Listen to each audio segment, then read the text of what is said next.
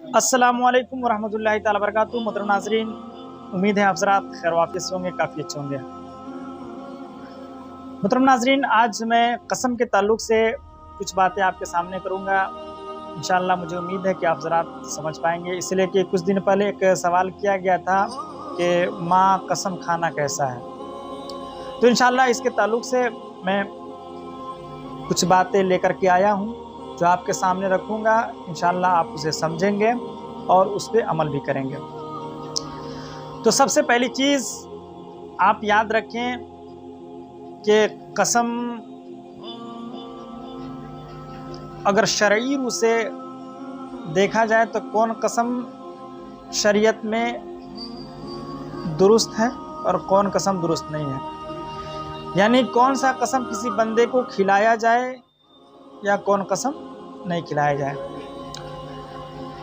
तो मेरे मोहतरम, कसम अगर शरई रूह से अगर देखा जाए तो वो अल्लाह रब्बुल इज़्ज़त की ज़ात की कसम या सिफ़ात बारी में से किसी सिफत की कसम, जैसे रहमान की कसम, रहीम की कसम, इसी तरह कुरान मुक़द्दस की कसम, शरई रूह से ये सारे कसम दुरुस्त हैं।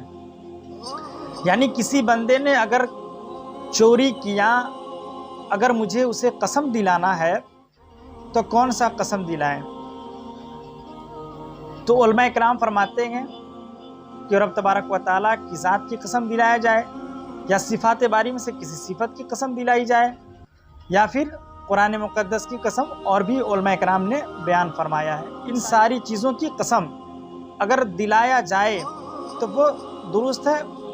लेकिन इन सारी चीज़ों के अलावा, जैसे माँ की कसम जो आज आवाम में मशहूर है, बात बात पे खाते हैं कि माँ की कसम मैंने ये काम नहीं किया है, अपनी कसम मैंने ये काम नहीं किया है।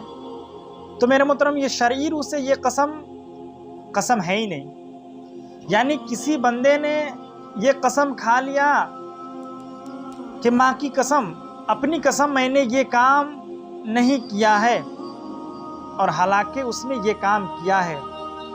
तो अब झूठ तो बोला है, झूठ का गुनाह उसे मिलेगा, लेकिन कसम तोड़ने का जो कफ़ारा है वो कफ़ारा उसके ऊपर देना लाजिम नहीं होगा, इसलिए कि शरई रूह से ये कसम कोई कसम है ही नहीं। लेकिन अगर किसी ने सिफ़ात बारी की कसम खाई, अल्लाह की कसम खाई, अब कसम खाने के बाद हालांकि उसने ये काम किया था, चोरी में कोई बंदा कसम खिला रहा था, लेकिन वो कसम खा गया, हालांकि वो काम किया था, तो अब उसके ऊपर कफ़ारा देना लाजिम आएगा।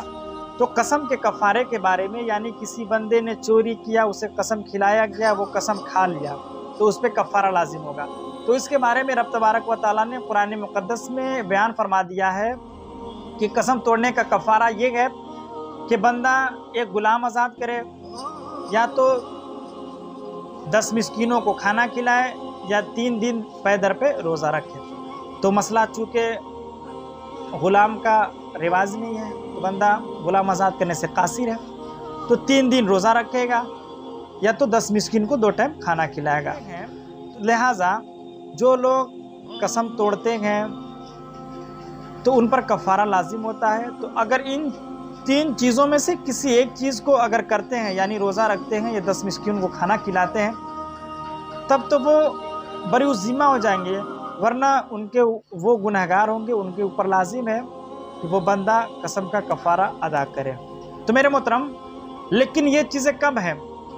जब या तो वो अल्लाह की कसम खाए, या तो सिफ़ात बारी में से किसी सिफत की कसम खाए, या कुरान वगैरह की कसम खाए, तब। लेकिन बंदा अपनी कसम खाता है, अपनी माँ की कसम खाता है, और भी दीगर लोगों की कसम, भाई की कसम, बहन की कसम, अब्बू वगैरह की कसम खाता है, और वो कसम को तोड़ भी देता है, तो अब उस पर कफ़ारा लाजिम नहीं होगा, इसलिए कि शरई रूह से ये कोई कसम है ही नहीं।